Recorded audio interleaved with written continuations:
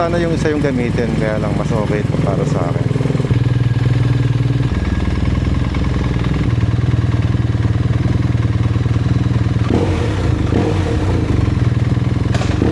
Let's go.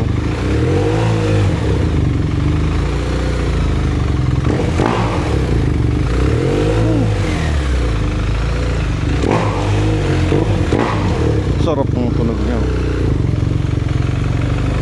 Pagka linamnam ng tunog niya, guys. Sobrang linamnam mga pare, grabe.